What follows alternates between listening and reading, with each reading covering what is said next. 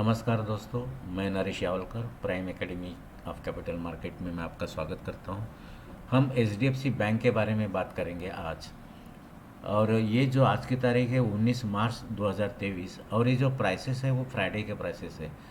On the basis of this prices हम कोशिश करेंगे कि एचडीएफसी बैंक में कोई ट्रेड बनता है क्या। सबसे पहले तो मैं ये बताना चाहता हूँ कि एचडीएफसी बैंक बहुत ही अच्छा ट्रेड दे रहा है और बहुत ही अच्छे तरह से बुलिशनेस में है। ये हमारी जो एक थ्योरी है, contrarian theory for professional traders, इसके हिसाब से ये बहुत ही बुलिश पैटर्न्स दे रहा है। अब यहाँ जो है, यहाँ मार्केट जब गिर गया, ये काफ़ी ज़ोर से गिर गया है यहाँ। और ये पिछले 2 दिन से, मतलब ये गुरुवार का और फ्राइडे का, बहुत ही अच्छे अच्छे ढंग से इसने बुलिशनेस दिया है। वैसे तो फंडामेंटली बहुत ही स्ट्रांग कंपनी एचडीएफसी बैंक के बारे में तो कोई ये प्रॉब्लम ही नहीं है। सवाल यह है कि ये क्या मैं फ्यूचर्स में ट्रेड कर सकता हूँ क्या। मुझे कहना है कि फ्यूचर्स में आप ट्रेड ज़रूर कर सकते हैं, क्योंकि ये बहुत ही अच्छे तरह से अप ट्रेंड में है। लेकिन हमें मालूम है कि हमारा market is getting impacted by so many external factors. China में क्या होता है, अमेरिका में क्या होता है, इंडिया में क्या होता है, तो बहुत सो थिंग्स हैं। तो पता ही नहीं चलता कि कल क्या होगा और परसों क्या होगा। तो इसके लिए हम जनरली मैं डायरेक्टली फ्यूचर्स में जाने के बजाय मैं ऑप्शंस के ट्रेड लेने का आग्रह करूँगा। वैसे मैं फिर से बताना चाहता हूँ कि इतना अच्छा ट्रेड है इस लेवल पर कि हमको इसको डायरेक्टली फ्यूचर्स में भी जा सकते हैं, फ्यूचर्स बाय कर सकते हैं। फ्यूचर्स की प्राइस है अप्रैल 27 अप्रैल की 1589। सो ये करंट प्राइस है। ये ये जो प्राइसेस है ये है इक्विटी के प्राइसेस, इक्विटी के प्राइसेस। तो जनरली भी ऑप्शन स्ट्रैटेजी जब लेते हैं तब इक्विटी के प्राइसेस का ही ग्राफ देखा जाता है। तो ऑप्शंस में कैसे ट्रेड बन सकता है? ऑप्शंस में ये ट्रेड बन सकता है कि मैं यहाँ 1550 का मैं कॉल बाय करूँगा क्योंकि बुलिश हूँ, और 1600 का एक कॉल सेल करूँगा और 1650 का दूसरा एक कॉल सेल करूँगा। इसको कहते हैं रेशो स्प्रेड, मतलब एक कॉल बाय करने का और 2 कॉल सेल करने का। इसका कंस्ट्रक्शन कैसे बनेगा वो मैं आपको बताता हूँ। ये इसका कंस्ट्रक्शन है, ये थ्योरी है, रेशो कॉल स्प्रेड बोलते हैं इसको। तो you have to buy an ATM call, और आईटीएम भी चल सकता है, नो इशू, और 2 कॉल ओटीएम। सो एक ही स्ट्राइक के 2 कॉल आप सेल कर सकते हैं या अलग अलग स्ट्राइक के 2 कॉल भी सेल कर सकते हैं। और इसका जो एक्सपेक्टेशंस है मार्केट का, it has to be bullish up to the second sold call. अब उसके भी ऊपर जाता है तो there could be unlimited loss, because we are selling two OTM calls. बाकी ये हम ट्रेडर्स में सिखाते हैं कि मैक्सिमम रिवार्ड कैसे रहेगा, लॉस मैक्सिमम कैसे रहेगा, मॉनिटरिंग कैसे करने का। ये कोर्स का पार्ट है। मैं इतनी डिटेल्स में मैं नहीं जाऊंगा, लेकिन मैं आपको ज़रूर ये बताने की कोशिश करूंगा कि ये रेशो स्प्रेड कैसे बनेगा। जैसे मैंने बताया कि एचडीएफसी बैंक का करंट भाव 1570, 1560 का कॉल मैं बेचता हूँ तो मुझे 58 रुपये का खर्चा आएगा।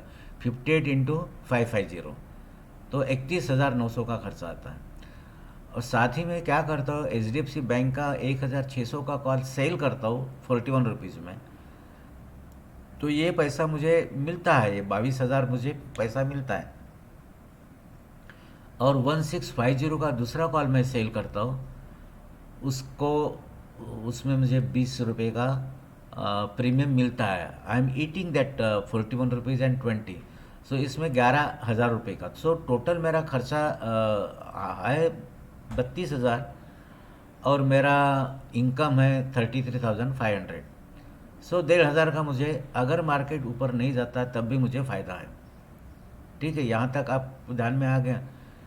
लेकिन अगर ये, जैसे मैंने यहाँ एग्जांपल दिया कि नीचे भी गिरता है 1500 में, मार्केट नीचे भी गिरता है तब भी मुझे 1650 का फ़ायदा है।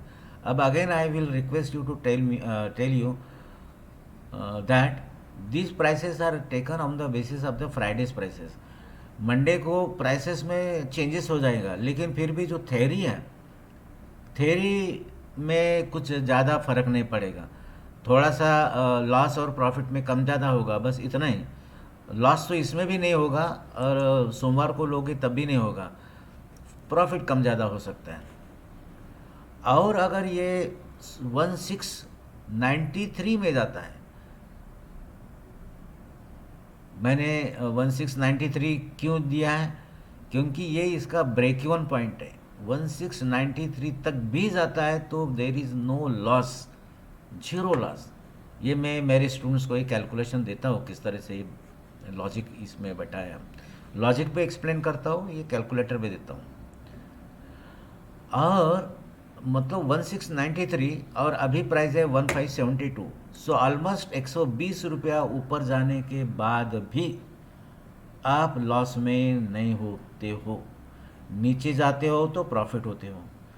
और अगर 1650 में गए, 1650 यानी ये सेकंड जो कॉल सेल किया उस प्राइस, तब भी आपको प्रॉफिट ही मिलता है, वो है इट इज़ अराउंड 23,650। सो 23,000 का प्रॉफिट है। नीचे गिर गया तो भी प्रॉफिट है, लॉस नहीं है। और इन बिटवीन अगर कुछ जाता है तो ये 23,000 के बजाय प्रॉफिट कम मिलेगा, 12,000 मिलेगा, 13,000 मिलेगा, 15,000 मिलेगा। और जैसे ही आपको लगता है कि ये बहुत ज़ोर से इसके भी ऊपर भाग रहा है 1693, तो हम क्या करेंगे, हम इसको उसके पहले ही क्लोज करेंगे, जो भी प्रॉफिट मिलता है वो ले लेंगे। दूसरी बात है, इसका जो ग्रिक्स है वो जनरली स्टूडेंट्स को सिखाया नहीं जाता। बम्बई में शेयर मार्केट ट्रेनिंग जो इंस्टीट्यूट्स हैं वो कभी भी ये ग्रिक्स साइंटिफिकली नहीं सिखाते। भाई यहाँ आपको साइंटिफिकली सिखाने की कोशिश करता हूँ कि जैसे ये ऑप्शंस का प्रीमियम जो है, ये है 1560 का premium on the basis of the annual volatility. 27.6 is the annual volatility and number of days for the expiration is 41, so 70 is the option premium. Now what is the current price? Current price is 150 to 57, 60 you can say, it will be in between, दोनों में से बीच में रहेगा। तो मतलब यह है कि करंट भाव उसके लॉजिकल भाव से सस्ता है। ये 70 खर्चा किया, 50 और 32, ये 82 मुझे मिला because I have sold, so I am in profit if market doesn't go up. But delta क्या कहता है, इसका डेल्टा है 58, 0.58, मतलब हर 1 रुपये के ऊपर जाता है तो 58 नया पैसा मुझे प्रॉफिट मिलता है। तो 58 नया पैसा इंटू लॉट साइज कितना, 550, इतना मुझे प्रॉफिट होगा। लेकिन ये मेरा लॉस होगा क्योंकि ये मैंने सेल किए। लेकिन ध्यान में रखिए, इसका जो थीटा है पर डे में 83 नया पैसा का मुझे लॉस होता है, लेकिन यहाँ 82 नया पैसा और 74 नया पैसा, तो 6 और 1.56 नया पैसा, तो ऑलमोस्ट डबल मुझे प्रॉफिट होता हर एक दिन में। मार्केट अगर किधर भी नहीं गया, still I am earning money. और जैसे कि मैंने बताया कि अभी एक के इसका चांसेस है ऊपर जाने की बहुत ज़्यादा on the basis of the graph. अभी गामा वेगा अभी मैं एक्सप्लेन नहीं करूँगा, we do not have that much time, but I will try to explain you the graph again. So again I will tell you that if you don't know about anything about the options, you don't have to take a risk of putting money in the futures. Even in that case, you can buy the equity. अपने भी इसके हिसाब से आप equity कर दीजिए। और ये जो है ये आपका गैप है, इसका लो समझ लो ज़्यादा से ज़्यादा, that will be your stop loss. अब हम 13A पे सॉरी हम ग्राफ चेंज करने की कोशिश करते हैं। ये बहुत ही अच्छा ग्राफ है, it's a very beautiful graph. Fundamentally मैं कभी दिन में एच के बारे में आपको बताऊंगा। एच बैंक तो फंडामेंटली बहुत ही स्ट्रांग है। तो दोस्तों मैं अभी रुकता हूँ इस एपिसोड में।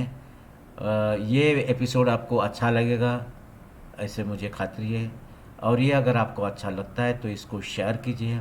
अगर आपने सब्सक्राइब नहीं किया तो आप सब्सक्राइब कीजिए और लाइक कीजिए। लाइक करके आप कमेंट्स कीजिए कि सर मुझे इस कंपनी के बारे में थोड़ी इन्फॉर्मेशन दो।